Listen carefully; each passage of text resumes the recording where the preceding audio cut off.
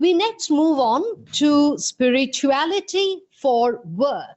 And who is better qualified to talk about this than Dr. Thanos Kriemadis? Dr. Thanos Kriemadis is the president of Innovation and Entrepreneurship Committee of the University of Peloponnese, Tripolis, Greece. And he is someone who has worked a lot. He has done a lot of research on spirituality at the workplace. So how can spirituality help us in the field of work? We would ask this question and we would be suitably answered by Dr. Thanos Kriemadis. Welcome, sir. Thank you very much. Thank you very much for your good words. And I want to thank first the Shrey Institute, the Canoria family, especially Dr. Canoria, whom I know since the 11th World Confluence, which was held in Kolkata. And I was there and I met him. And I thank him very much for inviting me to participate in this conference. As well as I would like to thank my personal friend, Rahul Varma, who also is doing a very good work with Dr. Kanoria in India. And I know about that. And I'm here just to help people understand that spirituality is not just a general concept, but it is a concept applied to businesses as well. And through my extent literature review, we have identified that even in India, they have done a lot of work in terms of applied research in spirituality at the workplace. And I'm here now to just share with you all these concepts around workplace spirituality. And to let you know about the future research in this area and also about the implications of this research in the organizational performance of businesses today, as well as public organizations, not only businesses. So it is something very interesting and very useful to all kinds of businesses, profit, non-profit organizations, non-governmental organizations, public administration. Is something that touches everybody, every kind of business, every kind of organization. So let's start first with spirituality in general, then I'll move into workplace spirituality, then I will share what are the implications of our research in the organizational performance of contemporary businesses, then I'll give you the general factors that lead to a global spiritual leadership model that we have developed with the help of our friend again, Paul Palmarosa and Chris Rees, who have written a very nice book from principles to profit. And also I'll tell you what are my research actions will be in the future and how they will be useful to all of you, to all businessmen and to all public administration offices. Let's start with the introduction that I want to note from the beginning that spirituality is a concept difficult to define in the literature due to its complexity. There is a wide range of definitions given by writers. Each one views spirituality from a different perspective. Spirituality, however, is accessible to everyone. It expresses the inner peace of a person, but also reflects the connectedness with other people and the environment in general. It is an existential search for meaning and purpose in life based on the person's feelings and its deep-rooted values and consists of inner experiences, emotions, and beliefs such as love, appreciation, goodwill, cooperation, trust, and also faith to something, someone, or the sacred. The definitions of spirituality in the literature are various and characterized by diverse approaches of the concept. Some focus on the relation to something sacred and transcendent. Other views of spirituality introduce values such as meaning in life, compassion, etc. Regarding workplace spirituality now, many authors agree that workplace spirituality uh, is a part of organizational culture. That's the critical point, and consists of individual and organizational values such as trust, compassion, kindness, integrity that improves the relations between employees and brings them closer. It increases the overall performance of the organization and contributes to what we call organizational excellence. Organizational excellence means excellence in everything that the organization provides. The organization provides products, but not only products. It has processes, people, resources, any kind of measurements. So when we're talking about organizational excellence, we are talking about excellence in everything that the organization does, has, or provides. The literature points out that organizational spirituality is a set of values, emotions, and experiences within the work environment. It focuses on interconnectedness, unity, and solidarity. Spirituality at work refers mostly to employees' search for meaning and purpose in their work. It expresses their needs to feel member of a larger community or society, create bonds with other co-workers, and communicate with honesty and trust to each other. Although the definitions of spirituality are various, they have in their majority common dimensions, which are meaning and purpose of work, sense of community and inner life. In the literature, these dimensions may appear in related terms as calling, interconnectedness, wholeness, etc. in the general literature. Okay. According to some very serious authors in terms of workplace spirituality, workplace spirituality is a search for meaning and purpose in work and life, a sense of connectedness to others in the organizational environment, and the coherence of their ethics with the organizational values. Workplace spirituality consists of three components. That's what all the authors say: the inner life, meaning and purpose in work, interconnectedness, and sense of belonging, which result in increased individual and organizational performance, as reported by many authors in the business literature. Other authors consider spirituality as a set of values reflected in the organizational culture. This leads to better relations among employees and enhances the feelings of wholeness and happiness. They also put light on the three elements of spirituality: meaningful work, sense of community, and alignment with organizational values. That's what I want you to keep.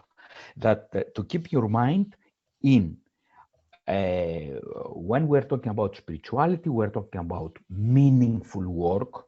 So this is the great job, the great task of managers to create meaningful work, to give a sense of community to all employees, and to align employees' values with organizational values.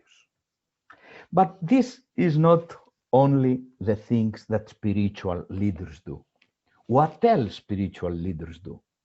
They do a lot of things. First of all, they spread the organizational vision, mission, objectives, and values which signify the needs of customers, employees, society, and owners of the organization. Second, they create human-centered policies concerning the safety and well-being of all workers and retirees. Third, they reward executives for their outcomes, not only financial outcomes, but also outcomes that deal with social responsibility, activities of the companies, as well as satisfaction of all stakeholders. And this is the meaning. When we're talking about spirituality, is that we care about all our stakeholders, not only some, not only our customers or our employees, all our stakeholders. Fourth, they focus on operating with honesty, trust, and reliability for customers, employees, and all stakeholders. They craft policies that concern structural changes, considering and respecting the employees at the same time. Fifth, they establish recruitment policies that involve decent management of the people, and they communicate with honesty and dignity to all of the stakeholders, and also they keep away of prejudices, and they are candid. All these are the things that spiritual leaders should do according to the literature. Now, why we are doing all this? Why we are dealing with workplace spirituality? What are the benefits for the companies? Studies have shown that workplace spirituality increases the creativity of the people, the motivation of the people. They are more self-motivated. As we say, inner self motivation exists in those people. Integrity, trust, openness, devotion, all these are increased in your employees. So if you have employees who are more creative, more motivated, you are dealing with them with trust, openness, and devotion, even they come to self-actualization stages, according to the research. All these factors, you probably guess now, improve not only organizational performance, but also organizational excellence, as we said before. So excellence in everything that the organization does or produces. Now, taking into account my friends' work, Paul Palmarosa and Chris, in their book From Principles to Profits, based on that, we have developed a model. And the model has 5 different stages. So if you want to accomplish spirituality in the workplace, that's the way to do it. First of all, we have to develop a spiritual, as we call it, organizational culture based on, first, humanistic and ethical values. So you have to cultivate these values, e.g., respect for people, uncompromising integrity, continuous improvement, some of the values that you may cultivate in the workplace. Second, spiritual leadership and management by principles or values. Of course, we have heard of the words management by objectives. Now we have to skip away and to go into management by values or by principles. So we have to establish this kind of management system in our organization. Third, we have to implement organizational policies that empower people to act and create a healthy work climate within our organization. Fourth, we have to develop a corporate social responsibility strategy. And fifth, we have to measure the organizational performance. We have to measure all the results for satisfying all stakeholders. So we have to measure the satisfaction levels of all stakeholders and not just our customers or our employees. Okay, if we are doing all these necessary steps in developing a spiritual organizational culture within a business organization, this actually is a spiritual, let's say, transformation process of a business. We try to transform the whole organizational culture into a spiritual one. If we do that, and if we are successful with that, then we must know that this will result in employee satisfaction. And when employees and managers are happy and satisfied, you know that they will have higher employee productivity, pride of workmanship, higher employee morale, higher employee commitment and loyalty to business, and of course, increased customer and quality service orientation. This, if this is the case, then this will result in customer satisfaction and customer loyalty, and thus higher customer retention rate as well as attraction of new customers. This will result in increased market share and revenues, and that's the thing. I hear a bell here. What does it mean to me? I heard something. Anyway, if the business achieves to keep expenses at the same time under control, or even reduces the operating expenses, then it can increase its profits as well. And we know that in order to increase the market share of the business, we have to implement an effective promotional and marketing strategy, including all the promotional mix elements, such as advertising, social media marketing, publicity, personal selling, sales promotion, sponsorships, public relations campaign, etc., with a competitive price, of course. Now, what is the future? What is the future about workplace spirituality research? Okay, I want to say that so far, most of the authors and the researchers are either psychologists or sociologists. Of course, we have some business-oriented, management-oriented authors. However, most of the researchers are psychologists and sociologists and have examined research questions related mostly to individuals, to employee spirituality. For example, they have examined the relationship between spirituality and employee satisfaction or workplace spirituality and employee commitment or loyalty, things like that. We want to extend, we want to go further this research and try to identify what is the relationship and to actually and to actually prove that there is a relationship between workplace spirituality and organizational performance. In other words, if you implement spiritual practices in your organization, you will have a better organizational performance.